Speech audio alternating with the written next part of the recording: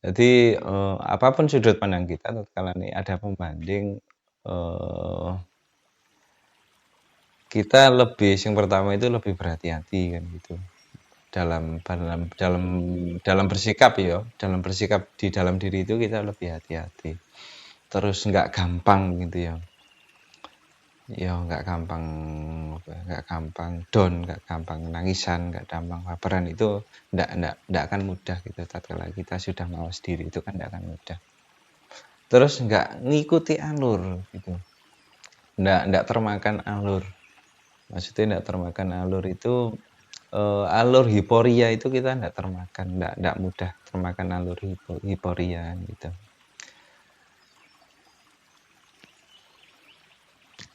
Dari ungkapan iki mang semua, saya boleh mengkoreksi itu satu hal yang sebenarnya bagus cuma ya ndak bagus, yaitu sisi ingin membuktikan gitu. Sisi ingin membuktikan, sisi ingin membuktikan ini bagus gitu. Tapi tatkala kita itu melakukan sesuatu dan ingin diakui, ada satu proses, ada satu perjalanan itu kita betul-betul siap menahan rasa sakit gitu.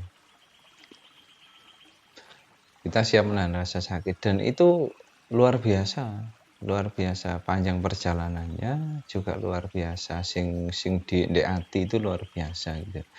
Tatkala nanti menjadi orang yang berhasil dengan sikap seperti ini, nanti jenengan akan jadi orang yang sombong.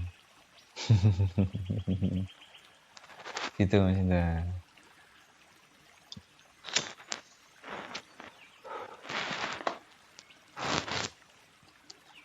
Karena step awal niatnya adalah keinginan diakui. Jadi dalam, karena di ilmu itu kan ada manajemen psikologis ya. Jadi termasuk di Al-Hikam itu dia ungkap, no, hasil akhir itu tergantung dari niat awalnya sebenarnya kan gitu. Di manajemen psikologis pun sama. Jadi tatkala kita itu bersinergi dengan alam, harmonis dengan alam kan gitu, nanti alam akan membantu kita sesuai dengan hukum-hukum alam kan, sesuai dengan pelajaran yang di psikologis kemarin kan gitu. Karena hiruk pikuk dunia taruhlah konco sing macem-macem itu, kadang-kadang kita lupa dengan pelajaran-pelajaran sing sifatnya filosofis kayak gini, kadang-kadang lali. Tapi ya enggak apa-apa. Karena suatu saat, pada saat kondisi yang paling paling paling apa, paling terpuruk, kita akan keingat gitu. Kita akan benar-benar diingatkan dengan pelajaran filosofis ini, kita akan benar-benar diingatkan. Dan itu menjadi manfaat gitu loh. Walaupun dhisik tahu belajar, tapi manfaatnya kan nggak mungkin dipahami sekarang kan gitu. Ada kondisi-kondisi yang nanti manfaatnya itu bisa dipahami gitu. Karena itu ndak ono sing sia-sia dalam kehidupan ini. Di dalam pelajaran apapun itu tidak ada yang sia-sia sih ya, bukan hanya pelajaran tentang keberhasilan, tapi pelajaran gagal pun sebenarnya tidak sia-sia, tidak ada yang sia-sia gitu. Ada skenario Tuhan yang tidak bisa kita lawan gitu. Dan di situ banyak pelajaran hikmah luar biasa banget. Nanti ya enek sate gitu, juga enek sate. Menerima pelajaran itu juga enek sate, dan terimalah dengan sukacita. Diterima dengan rasa syukur kepada Allah. Gitu, step by step-nya nanti ada saat. Jadi kadang-kadang teman-teman yang pernah sharing, bahkan yang dulu-dulu di grup ya, itu tak tarik mana. Kalau saya melihat satu peluang yang luar biasa, tak tarik mana. Dalam arti peluang yang luar biasa itu apa? Modalnya cilik, chance peluangnya besar, kan gitu. Modalnya cilik, chance peluangnya besar. Tanpa modal itu tidak mungkin gitu. Karena hukum alam tidak bisa dibohongi. Ya, hukum alam tidak bisa dibohongi. Jadi perlu ada pengorbanan untuk sebuah hasil itu, walaupun hanya sebatas pemikiran, waktu kan gitu. Itu perlu adanya usaha, karena Kayaknya nggak seru sih ngono kan. Kalau kita berhasil tanpa usaha itu kayaknya nggak seru juga. Cara di sinetron piye ya? Lahir, sugih, terus mati, ngono nggak ono ceritane. Gak seru. Gak seru banget iki, di sinetron paling nggak ono sak menit iki. Itu kan nggak seru, heeh. Hal seperti ini kan nggak seru gitu loh. Eee, apapun yang di Allah ciptakan ini sebenarnya asik kok, asik, seru banget. Kita itu bermain di part yang mana kan gitu. Masa masa ngapunten, masa arep jadi figuran terus kan ya ojo lah. Ayo bermain dengan cantik kan, dan dengan norma-norma dan etika yang berlaku gitu.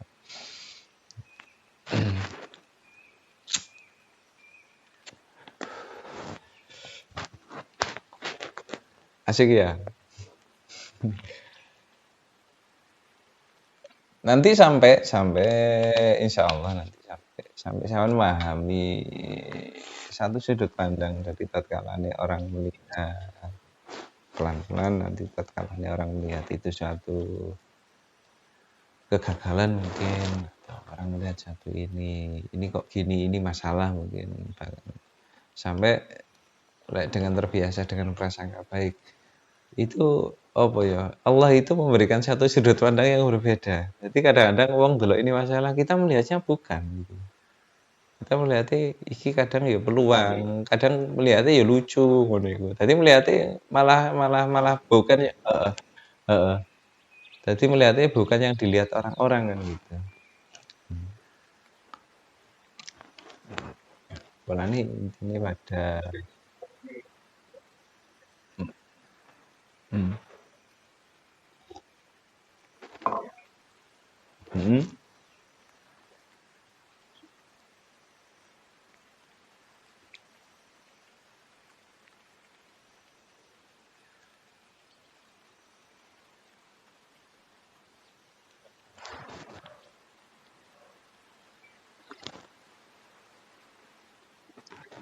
mhm,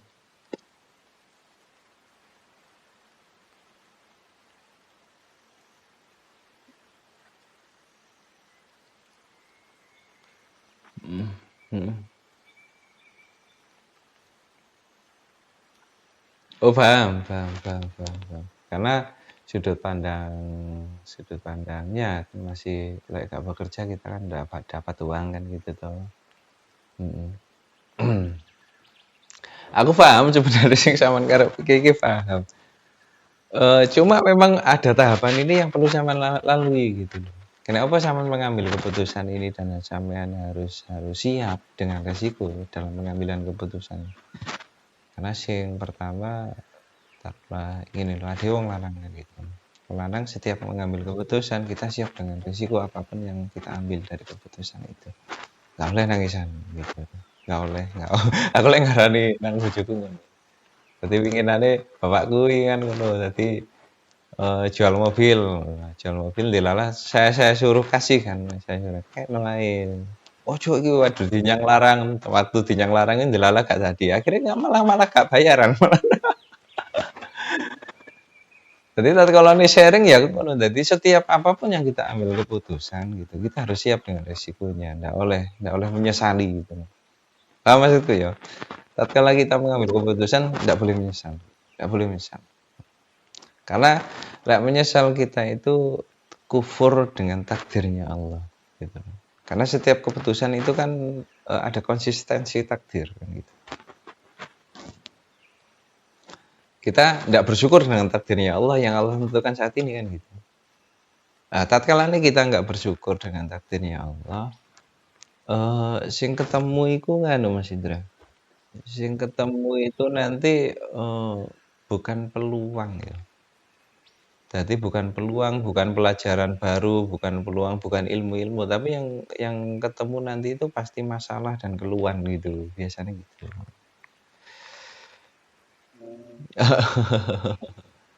Gitu. Jadi, lek sampean ngalami itu sekarang, ngapunten, lek sampean ngalami itu sekarang gitu, itu berarti perbaikilah rasa syukur. Apapun yang ditentukan Allah itu ngapunten lek dalam usaha itu badi utawa rugi, itu apik iku. Dan itu patut disyukuri.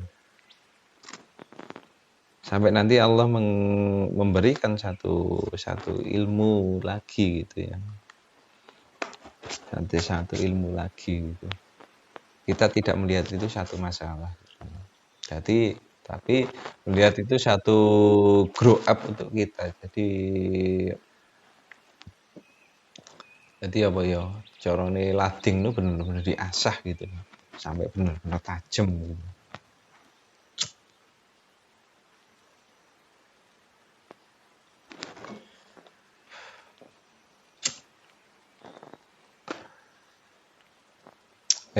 Apalagi sing ditanyakan. Kan kayak mirip dengan keadaan. Kayak kan mirip dengan keadaan yang dialami terus apa mana yang ditanyakan.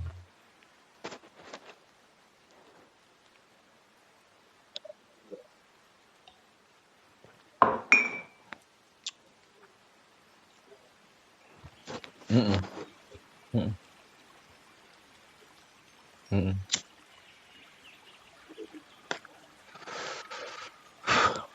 Mm-mm. Betul, betul. Hmm.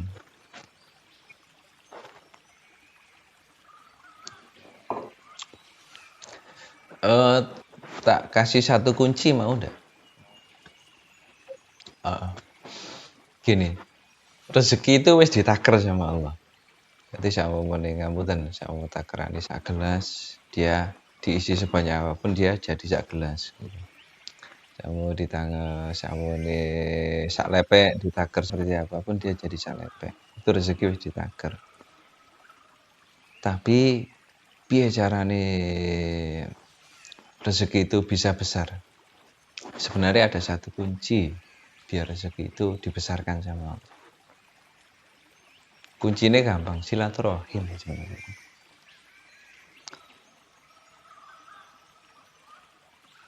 Paham maksudku? Hurung ya? Durung ya? Paham huruf? Dong? Belum? Ah, heeh. Tatkala sampean maksudnya gini, tatkala kita bekerja dengan orang yang sama, maksudnya bekerja sama ya, bekerja sama dengan orang-orang yang sama gitu ya. Di lingkungan yang sama dengan orang-orang yang sama itu takrane sakmono.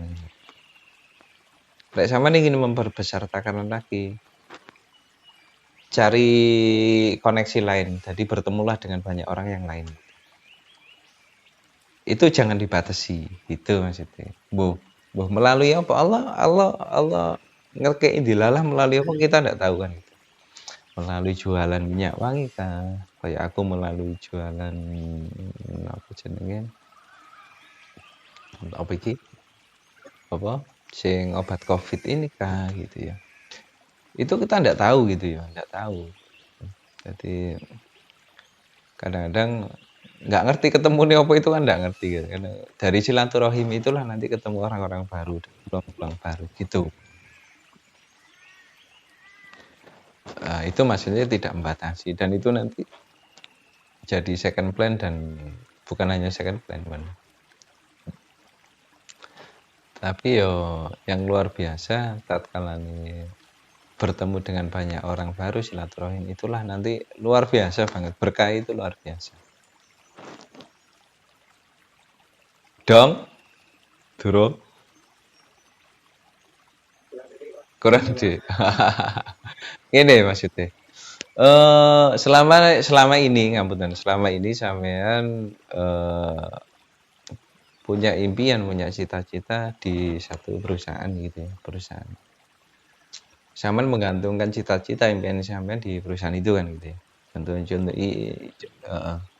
ini ilustrasi ya, bukan kenyataan ya, ini ilustrasi. Sampean menggantungkan cita-cita sampean, impian sampean di perusahaan itu kan. Possible nggak? Possible maksudnya mungkin nggak ya? Ya mungkin ya nggak kan gitu. Dan nilainya kan 50-50 kan gitu. Paham maksudku ya? Sedang loh. Ah, nilainya kan 50-50, bisa iya bisa enggak kan ngono ya. Heeh. Dalam sisi tauhid itu pemberhalaan namanya, karena kita menggantungkan sesuatu kepada sesuatu gitu ya. Pemberhalaan namanya. Hmm. Karena sing ngekei manfaat atau mudarat tetap Allah. Dalam sisi tauhid, dalam sisi keyakinan kan gitu. Maksudnya bisa nggak Allah memberikan segala sesuatu ini tanpa asbab gitu? Yo iso, cuma kan nggak etis gitu, nggak sesuai dengan hukum yang diberlakukan Allah kan gitu. Apalagi kita manusia biasa kan gitu ya.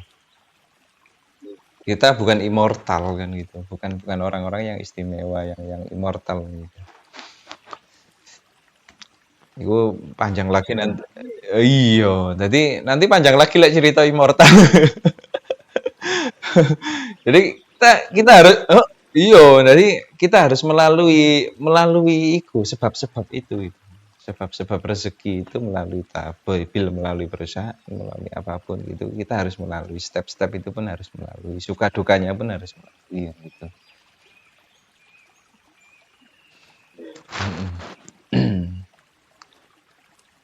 Sampai nanti difahamkan, maksudnya difahamkan itu tatkala difahamkan itu gini Mas Indra. Jadi apapun yang kita peroleh itu kan sebenarnya dasarnya bukan dari apa yang kita lakukan, gitu ya. Maksudnya apa yang kita lakukan dengan kita lakukan itu bukan bukan apa yang kita peroleh sebenarnya. Jadi apapun yang kita peroleh itu dasarnya itu dari apa yang kita pahami. Gitu. Nah, semakin kita memahami satu hal yang besar, kita akan melakukan satu hal yang besar. Intinya nanggono. Jadi kadang-kadang orang melakukan tapi tidak ada pemahaman di situ, insya Allah berbeda, beda dengan hasilnya dengan orang-orang yang melakukan dan dia memahami. Sampai di sini dong.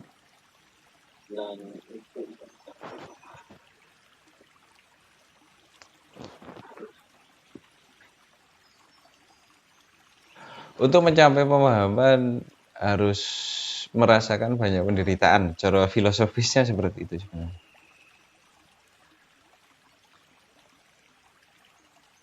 Jadi untuk mencapai pemahaman atau pencerahan atau aha momen itu harus melalui banyak penderitaan dan dari sisi logisnya itu harus mengalami banyak penderitaan dan dari sisi batinnya dan dia itu ikhlas dengan itu yang terjadi.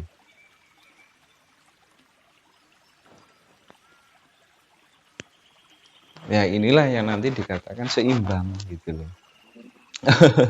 Kadang kita tidak seimbangan, maksudnya kita tidak seimbang. Kita harus menjalani, kita harus melalui banyak penderitaan. Tapi tidak seimbangnya apa? Sisi hati kita masih belum ikhlas gitu loh, masih enak dendam gitu. Kadang-kadang kan tidak seimbang dan itu belum selesai pelajarannya akhirnya ngulang lagi ngono loh. Maksudnya, piye yo lek jadi cerita yo. Ya mirip-mirip itulah. Dari cerita ini kira-kira ono pertanyaan lagi gak? Iki gambaran aja sekilas. Mesti ini enak pertanyaan mesti. Hmm. Mm-mm.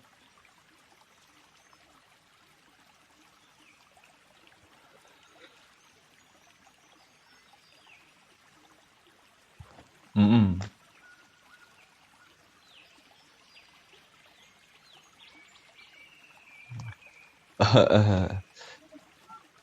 Iya, iya betul.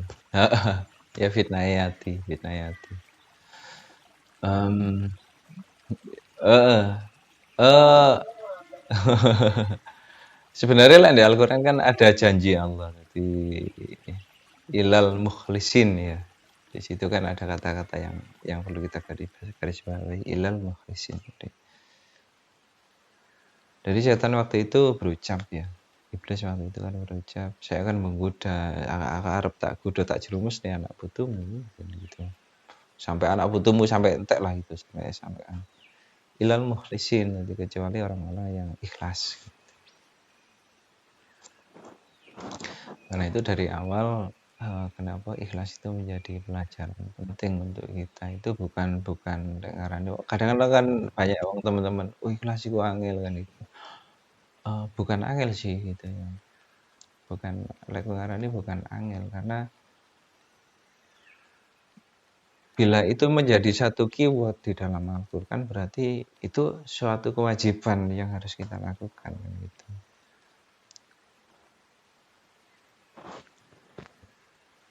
Itu Mas Indra.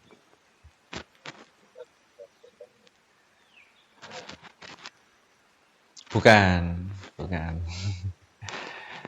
Jadi ikhlas itu gini dalam bahasa ya kita melihat dari surat Al-Ikhlas ya. Ikhlas itu dari surat Al-Ikhlas kan tidak menyebutkan kata-kata ikhlas kan gitu ya. Ono enggak kata-kata ikhlas ya? Jadi di situ ada qul huwallahu ahad itu. Allahu samad lam yalid walam yulad walam yakul lahu kufuwan ahad. Jadi makna ikhlas di situ adalah mentauhidkan Allah gitu ya. Mentauhidkan Allah. Jadi maksudnya gini, kita menjadi diselamatkan oleh Allah tatkala kita itu mulai melangkah, mulai menoto niat, mulai mengambil keputusan itu didasarkan kepada ketauhidan kepada Allah kan gitu. Intinya gitu. Contoh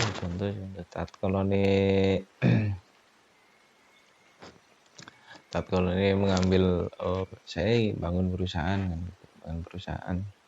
Bangun perusahaan itu bil niate apa kan itu. Pengen sugih, pengen dilempung, pengen biar uang kita berkembang, pengen sebagai investasi, pengen sebagai pekerjaan kan gitu. Itu dasar-dasar awal. Nah dari dasar-dasar taruhlah kita ketemu satu dasar gitu. Satu dasar taruhlah saya ingin mandiri gitu ya. Mandiri ya. Ingin mandiri, pengen investasi, pengen mandiri kan gitu. Itu satu dasar kan, satu dasar yang kita lakukan gitu.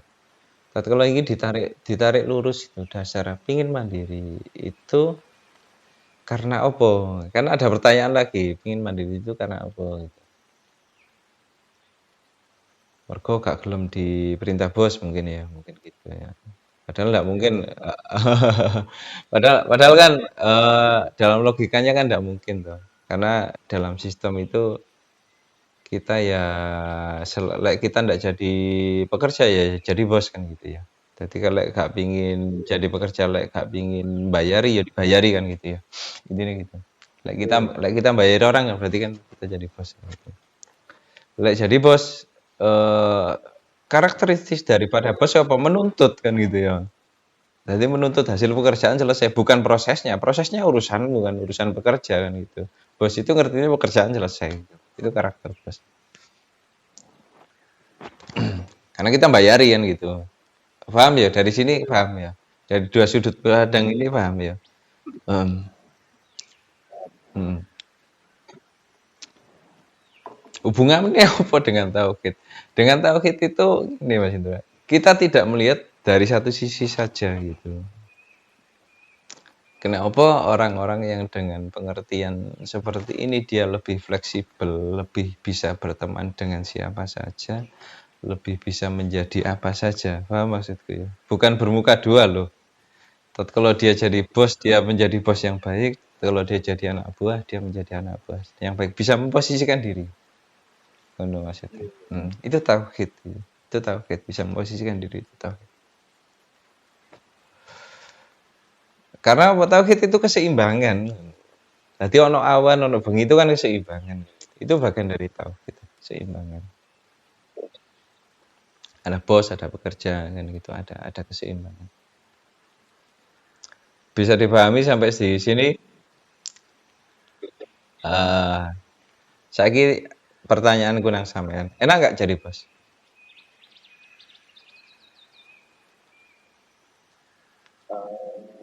Saya kan ngalami.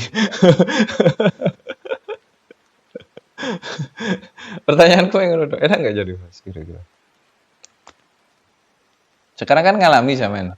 Posisi itu kan ngalami. Lek dulu kan jadi pekerja. Oh. Heeh. Wis urung total wis. Enak nggak kira-kira?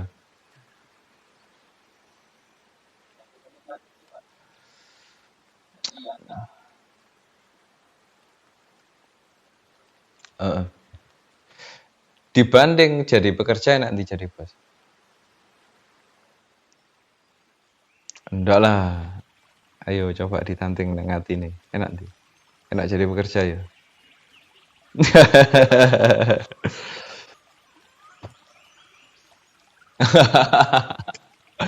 Betul. Heeh.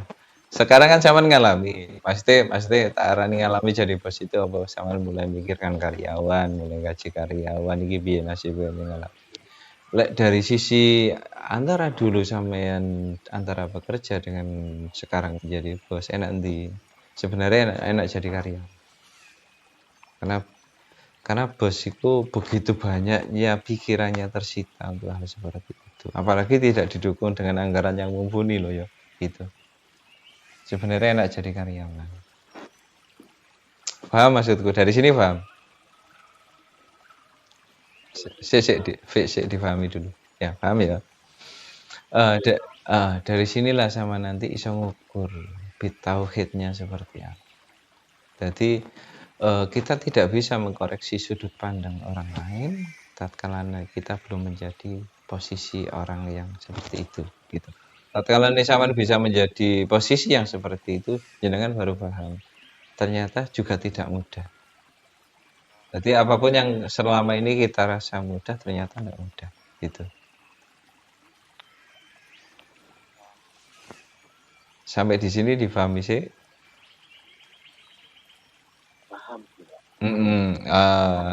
Paham.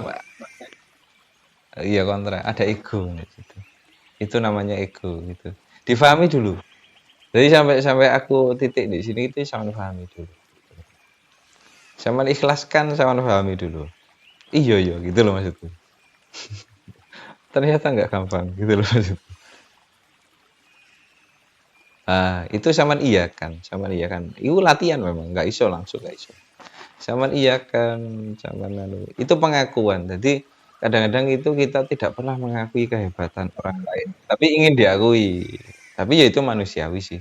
Tapi tatkala kita melakukan itu gitu ya, kita tidak akan menjadi orang yang dewasa. Gitu. Tatkala kita melakukan ini, kita tidak akan menjadi orang yang dewasa. Yang pertama, yang kedua kita tidak akan menjadi orang yang berkembang. Stuck terus nanti kondisinya.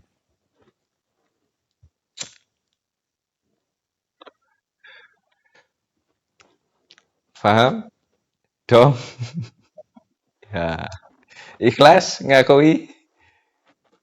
Nah. Mm. Tuh. Tauhid nggak? Sama mana kita kembalikan kepada sisi tauhid, tauhid nggak? Kembali ke ikhlas lagi tuh ternyata.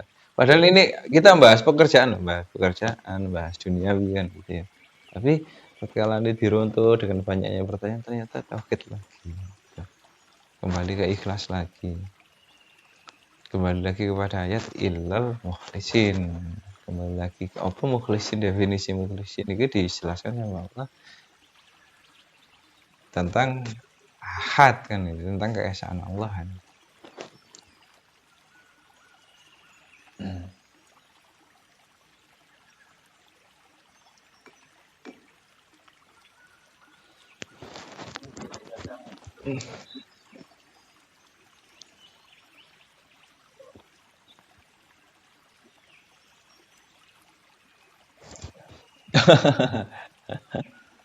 Heeh, heeh. Biasa, biasa itu.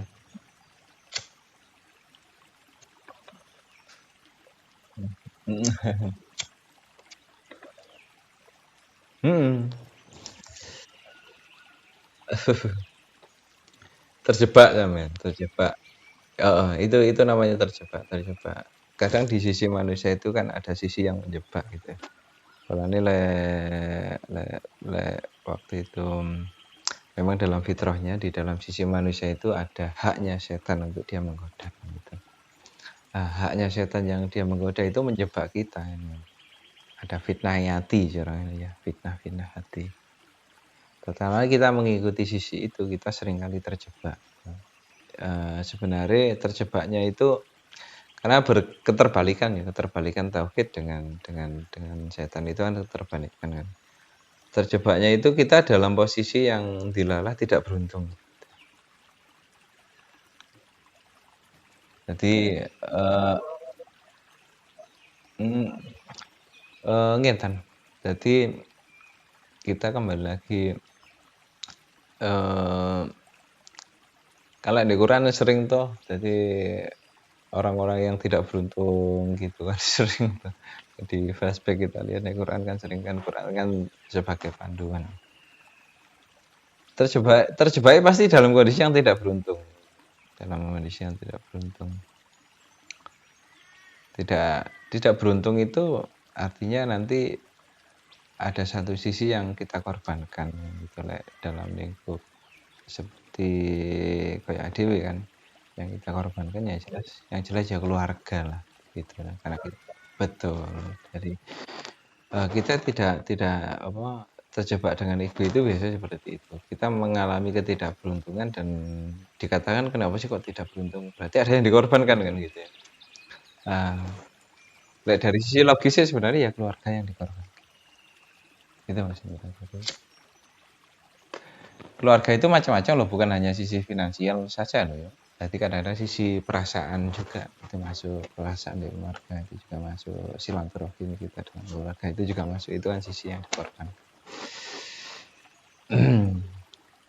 kita mengambil keputusan dengan tauhid dengan keadilannya Allah insya Allah tidak ada yang dikorbankan dan dia apa ya tatkala kita mengambil keputusan mereka akan mengiyakan karena Allah bukti nih gitu loh membuktikan satu kebenaran karena awalnya kita mengambil keputusan itu dengan Allah dasarnya kan itu dengan tauhid gitu. Itu Allah punya satu janji untuk membuktikan itu jadi benar. Gitu maksudnya. Jadi apa sih kok itu jadi ya itu sebenarnya. Jadi tatkala nih ngapunten kembali lagi tatkala nih kita mengambil satu keputusan dan itu kok selalu kok tidak beruntung ya dalam sisi kita ya sing ada rasane ya. Itu mungkin ada ego mungkin masih ada ego dalam kita mengambil keputusan itu. Gitu. Tapi tatkala ini kita mengambil satu keputusan dan itu dengan tauhid dengan berserah diri kepada Allah. Sisi tauhid itu panjang loh ada cerita nih kumang ya contoh ya kayak kumang ya. Tatkala ini kita di flashback kepada cerita antara bos dengan anak buah gitu ya. Dilihat dari sisi yang sama-sama ternyata pun bisa menjadi satu tauhid kan gitu. Ada keadilan di situ.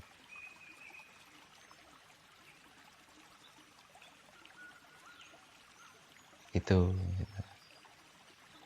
Solusinya apa? Bila sudah wis kadung.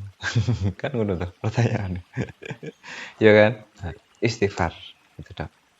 Istighfar nyuwun ampun nang Allah, kembali kepada jalan Allah gitu lah. Carane piye? Jaluk itu tuh Allah, biar Allah yang ngarahkan gitu.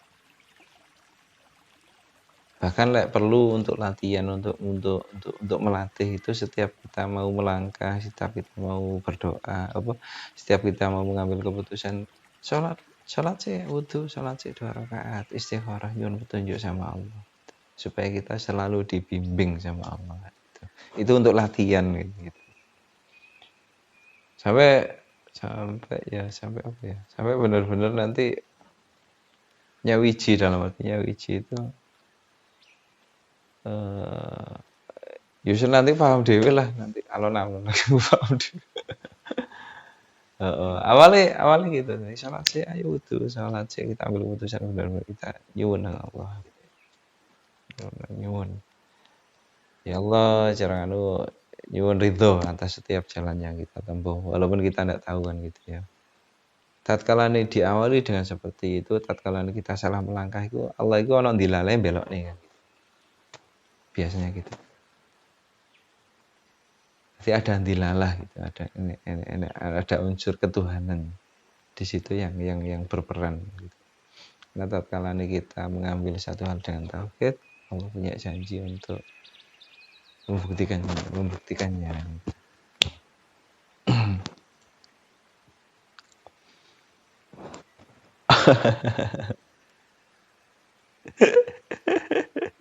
Jadi bukan kita yang buktikan loh, aneh ya.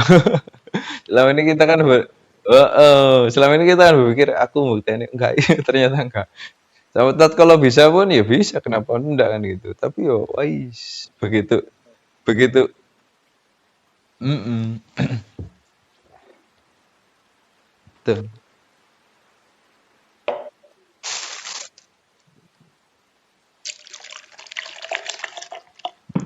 Tapi belum totalitas kan gitu.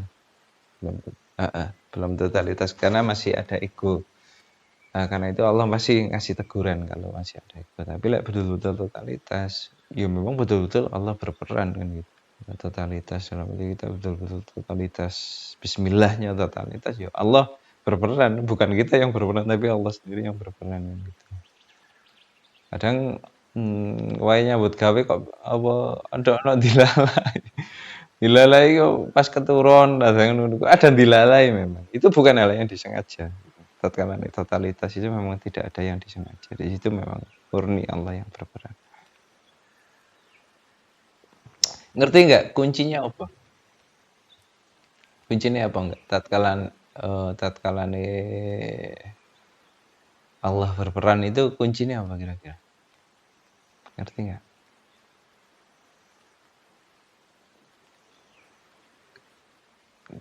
Maksudnya dalam arti saya katakan kunci itu sebagai wujud nyatanya apa kira-kira tatkala kita itu insya Allah lagi di jalan yang pas gitu ya. Kira-kira apa?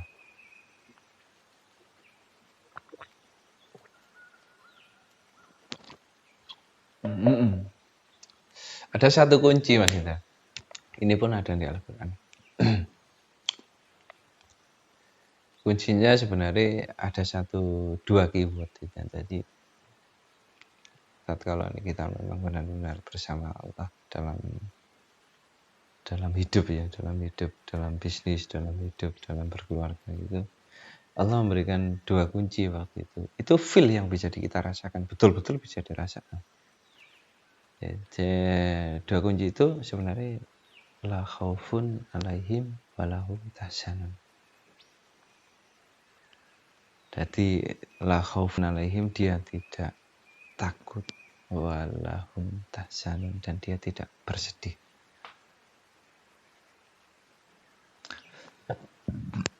Jadi kuncinya itu. Jadi itu bisa dirasakan.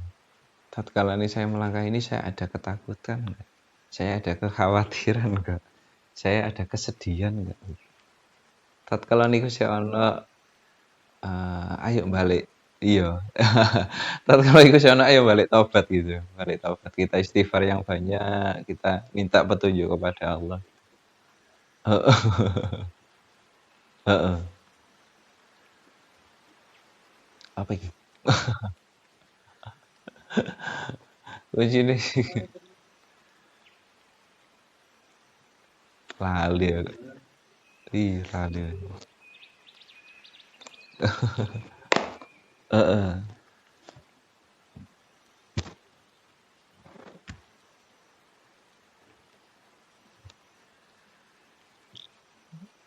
Lali aku maksudnya. Lali. Terus lali.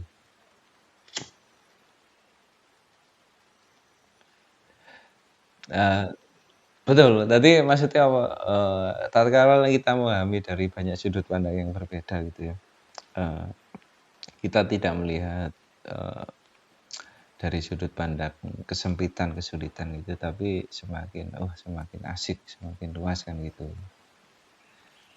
Gitu maksudnya mhm, mhm.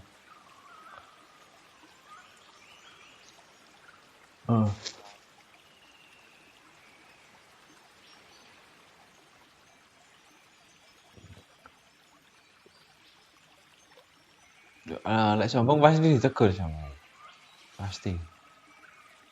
Nek ditegur cirine piye berarti kan gitu. Jadi ya contoh mang jadi heeh, tatkalane kita ditegur kan kita mengalami satu kerugian kan. Kerugian bukan hanya sisi finansial kan gitu. Tapi di situ tatkalane ya piye ya orang-orang yang sombong itu eee, gampang banget sebenarnya sih. Jadi orang sombong enggak itu dia tidak mengalami ketidakberuntungan sebenarnya kalau ketidakberuntungan itu ya dilogiskan kita punya keluarga pasti ada yang dikorbankan gitu. Dari sisi itu keluarga. Baik sisi bukan hanya sisi finansial kadang-kadang kan orang ngomong kerugian itu finansial. Sisi keluarga itu sisi perasaan nih, sisi kebahagiaannya kan gitu macam-macam gitu. Kadang kita ndak perhatian menjadikan mereka ndak bahagia kan. Bukan hanya sisi finansial toh. Contoh anak kecil aja, arek cilik iku kan dia apa ngerti toh finansial lah. Kan ndak perlu. Ngerti ini kan nang omah kita ketemu kita guyon kan perhatian kan. Ada sisi-sisi itu. Kita kehilangan nggak sisi itu? Sama ini dengan istri kan itu. Istri ada sisi-sisi mungkin guyon romantis gitu. Kita kehilangan nggak sih gitu kan gitu. Nah, mulai dengan orang tua gitu kan. Orang tua kan kita posisi anak dengan orang tua kan adab ya, adab. Tata krama sama santun. Kita kehilangan nggak sisi itu? Nah, itu kehilangan bisa digarisbawahi bahwasanya itu masuk kepada kesombongan. Lek kesombongan kan kerugian lho. Rumusnya kan sederhana ngono ya, sederhana. Sombong rugi kan. Rugi kan berarti ada yang dikorban. Kita sebagai anak yo nang wong tuweke piye gitu. Kita sebagai bapak nang anak piye gitu. Lek sebagai bojo apa jenenge pendamping hidup kita nang bojone piye gitu. Bukan hanya sisi materi karena materi itu materi itu pasti dicukupi kok sama Allah. Gak mungkin gak dicukupi. Jadi ibaratnya mungkin nggak bumi ini tidak berputar kan nggak mungkin kan gitu. Kecuali Allah menghendaki ini kiamat kan ya. Yus mandek kan kan gitu. Dan itu pun dalam tempo yang sesingkat-singkatnya gitu loh. Nggak mungkin itu sampai berlarut kan nggak mungkin kan. Karena Allah itu punya kelas asih kan sifat sayang kan nggak mungkin harap nyiksa suwe-suwe kan nggak mungkin. Dari sisi keadilan kan seperti itu kan. Jadi ngono, jadi ada perputaran termasuk kayak dalam sisi kehidupan manusia, nafas juga berputar kan gitu ya. Nyawa ya berputar terus ekonomi ya berputar. Itu pasti aneh asbabnya dia nanti berputar mbok carane. Walaupun dipikir kayak apa tapi tatkala kita berpikirnya dengan berserah diri ya Allah yang ngatur sendiri. Memang dia Allah sudah punya janji untuk dia ikut campur menyelesaikan. Tatkala kita berserah kan di situ Allah punya janji untuk menyelesaikan.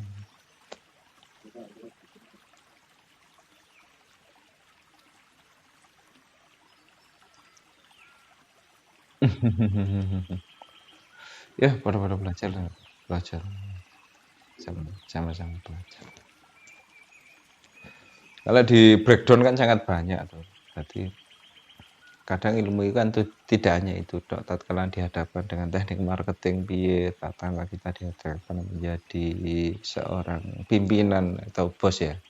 Pimpinan piye tatkala kita dihadapkan menjadi anak buah piye. Itu kan ilmu kabeh sebenarnya. Dan itu semuanya tauhid kan, satu kesatuan kan tidak mungkin terpisah. Namanya tauhid kan satu kesatuan kan gitu. Endi mesin iso mlaku tatkala ninggano iki kan gitu. Kan gitu. Jadi satu kesatuan.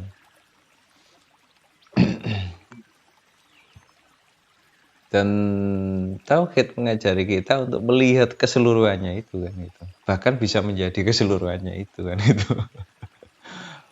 Oleh teman-teman yang dengan dasar tauhid dia menjadi apapun bisa karena tauhid mengajari kita untuk melihat keseluruhannya dan menjadi keseluruhannya. Di posisi apapun dia akan menjadi adil, dia akan menjadi dingin, dia akan menjadi poros, menjadi penyeimbang. Karena itulah tauhid.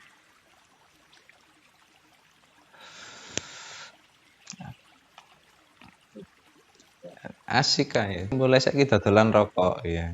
Oh, iki dodolan rokok tugasnya teko Pak Karet, ya dodolan rokok ae.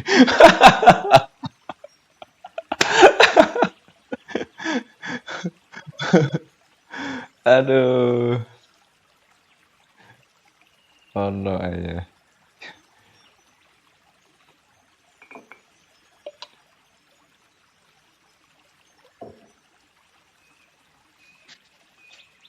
Yo, kadang tak pikir, udah gak eru karepe ya apa gak eru, tapi yo enjoy, yo menikmati banget itu. Menikmati banget iki dodolan rokok. Sampai anakku, "Lho, Mak, ngepak Mak rokok mana? Kirim nanti, kirim kono deh." "Ngepak mana? Rokok kirim nanti, kirim." Ya bakul rokok biasa tadi aku ngono. Sing ngene Mas jualan apa iki? "Ngepak nanti rono, kirim rono." Ya Allah, jadi kadang-kadang ya cuma saya ya apa ya, tatkala saya menjadi apapun saya mau all out gitu ya, berbuat sebaik mungkin. Oke Mas Indra, kayaknya wis suwe banget iki ya. Hampir wis sak jam. Oke Mas Indra, wis sampean istirahat, wis ndak usah dipikir karena apapun yang terjadi termasuk sampean ketemu aku, kita bisa sharing ini dinak dari Allah gitu. Enggak ujuk-ujuk terjadi enggak. Jadi wis apapun ya dinikmati, dilakoni kan gitu. Tidak seluruhnya perjalanan itu sempurna kan gitu. Tapi dengan kesalahan, banyaknya kesalahan itu jadi pelajaran yang luar biasa suatu saat nanti. Dan itu nilai plus kebijaksanaan tersendiri. Tatkala nanti kita menyiapkan anak-anak itu kan luar biasa banget nanti. Tadi wis kadung wis terjadi. Apa disesali? Ndak oleh. Padha karo menyesali takdirnya Allah ya enggak oleh maneh. Ya wis, nikmati aja. Dan setiap takdir Allah kan ndak pernah salah. Tuh, intinya deh kalau tadi asik-asik. Di peran apapun nanti asik, insya Allah asik.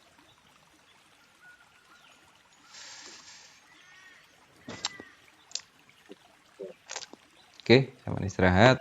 Ketemu keluarga, satu saat kita sharing lagi. Intinya saiki aku dodolan rokok. Ya wis, oke siap. Assalamualaikum ya. Hmm. Nggih, sami-sami.